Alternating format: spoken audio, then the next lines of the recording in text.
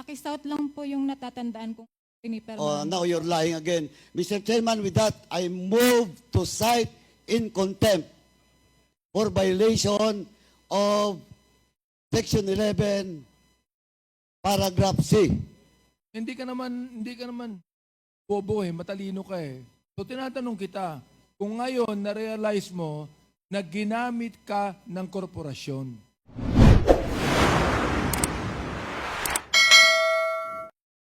Baka we will be forced to cite you in contempt kasi kanina nagsinungaling ka na sinabi mo na ikaw ang bumontak, ano?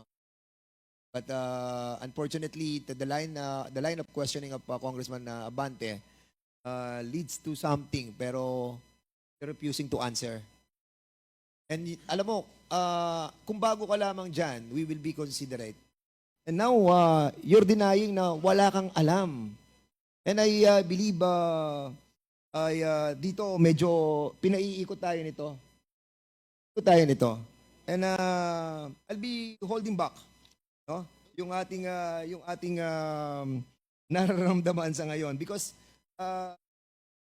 medyo itong si Ronaldin Baterna being there for the longest time, no? We don't believe that you don't know the president. You don't know the members. You don't know the other incorporators. You don't know Cassandra Ong. Sandra Ong, kilala ko po. Gaano mo na siya katagal kasama? Nakakita mo siya, nakakausap. Hindi, Hindi mo siya nakakausap for 5 years? hindi po. Alam mo, nagsisinungaling talaga tong batang to. Mr. Chair, And I believe that may kalalagyan ka rito, Baterna. Maniwala ka sa akin because you've been there for so many years. Mr. Chair, Alam namin na meron kang alam. To be honest. Mr. Chair, Yes, Congressman Abante. I would disagree with you on holding back. I'd like to make a motion that we put Anyway, Ms. Paterna, may motion na po. Naintindihan mo ba yung contempt motion ni Chairman Pante? Do you understand? Alam mo po ba yun?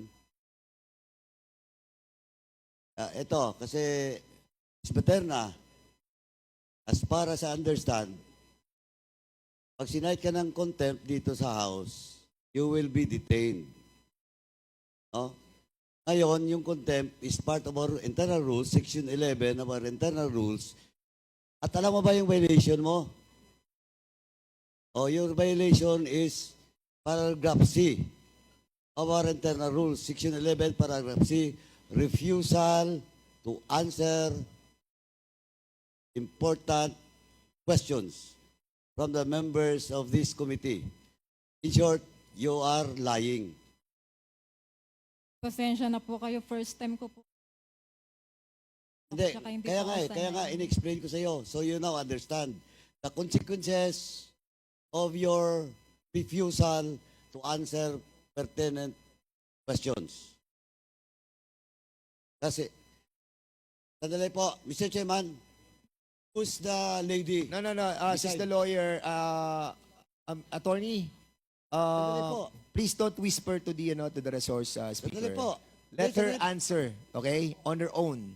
Okay? Unless the members of this committee allow you to say something to your Mr. Chair, I would withhold the motion if right now Ms. Paterna will tell the truth. siguro Dennis Cunanan, andyan si Dennis Cunanan eh. Dennis Cunanan, you've been in the Lucky South 99 Outsourcing Sandali Incorporated. po, Mr. Chairman, hindi pa ako tapos eh. The chairman can interject. No, Okay. I am just... Yes, I recognize you. I do not want to Yes, hear... Congressman the- the- Paduano. With due respect, hindi pa po ako tapos because I have to ask first Ms. Paterna if indeed she understands the Okay. contempt motion. Okay, because of you give And some. now you're- No, and now no, you're wait, recognizing Dennis Cunanan? Congressman Paduano. Let the chairman acknowledge you again or recognize you before you speak. Para medyo tayo may order, no? So, The good chairman of Committee on Public Accounts asked some question. So, can you please reply? Ito tanong mo na diretso. Miss Materna. O ngayon, sinabi ko na lahat-lahat. Gusto mo tagalogin natin? Naintindihan mo ba yung sinabi ko kanina? Yung contempt order o motion? Naintindihan mo na? Na ikukulong ka dito sa House. Naintindihan mo ba? Naintindihan mo ba? O, tapos, ang violation mo is yung hindi pagsagot ng tama. O, yun yung consequences. Now, do you want to answer the queries truthfully? Yes po. Thank you, Mr. Chairman. Okay, so in relation to your motion, Congressman Abante, but put in hold, may I ask Dennis Cunanan? Mr. Dennis Cunanan, you've been in the Lucky South 99 Outsourcing Incorporated. You were one of those who have started this corporation. Am I right?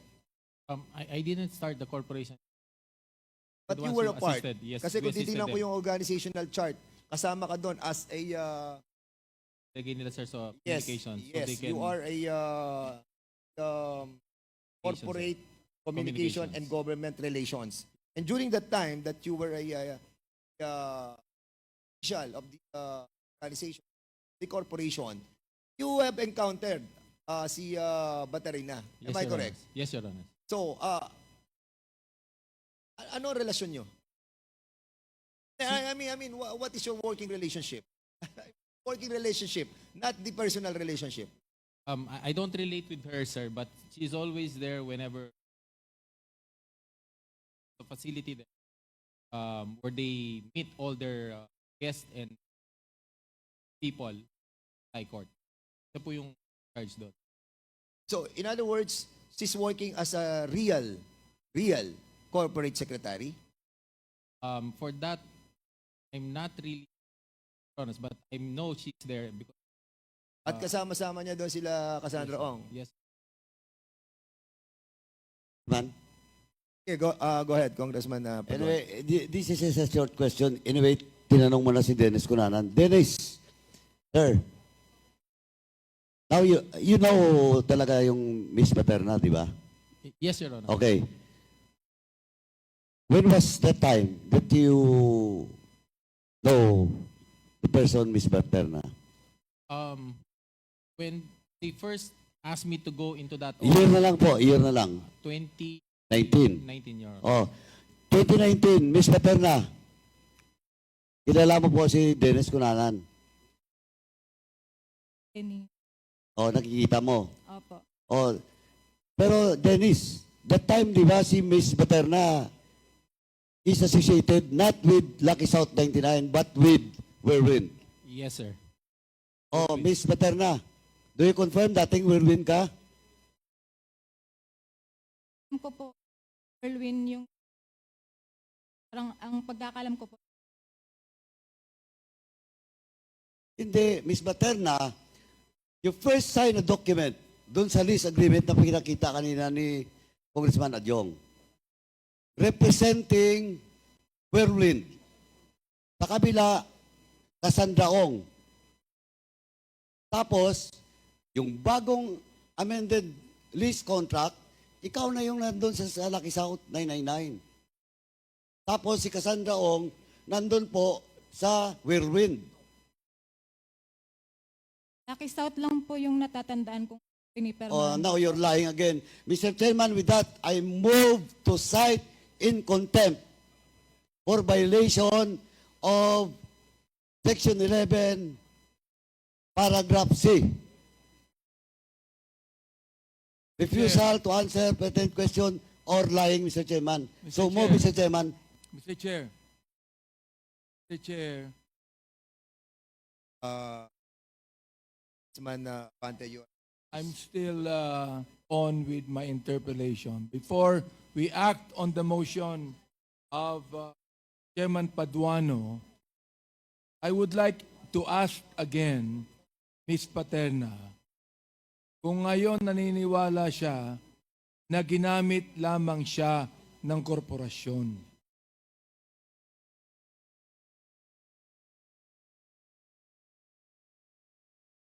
Will you answer, please? Hindi siguro. Kung ginamit ka ngayon, nakikita mo na di ba? Nakita mo na, no? Hindi ka naman bobo matalino ka So tinatanong kita, kung ngayon na-realize mo na ginamit ka ng korporasyon. Yan, okay. Mr. Chair, I'd like to manifest that Ms. Paterna has finally admitted that ginamit lamang siya ng korporasyon. Does Mr. Dennis Cunanan agree with that? I suppose so, Your Honors, because of the You're not representation. supposed to. You better tell me Yes, Your right Honors. now. Yes, Your Honor. Yes, okay. So therefore, Mr. Chair, I also have to manifest that Mr. Cunanan also said that he agrees with Ms. Paterna, admitting that Ms. Paterna ginamit lamang siya ng korporasyon. So, shall we proceed with the motion, Mr. Chair? Chairman, Okay, go ahead. Are you done, Congressman Abante? So, I'm asking if we should proceed with the motion.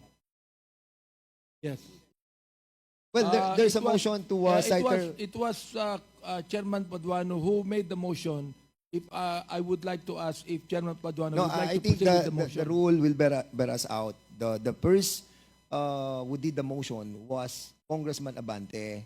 So we will be not considering. We will not consider the motion of Congressman Paduano because you have the pending motion. So, but before we proceed, the chair would like to acknowledge the presence of our Senior Deputy Speaker, Don Gonzales. Sir, Mr. you Chair. you are Mr. Chair. acknowledged. Wait. And also Representative Ramon Rodrigo Gutierrez. You are welcome, sir. Go ahead, Congressman Chair. Abante. A while ago, I withheld the motion if Ms. Paterna will tell the truth. So today, she told one truth, Mr. Chair. So I would like to ask now if the motion of Chairman Paduano will still be considered. I would like to ask Mr. Chair, Chairman Paduano about.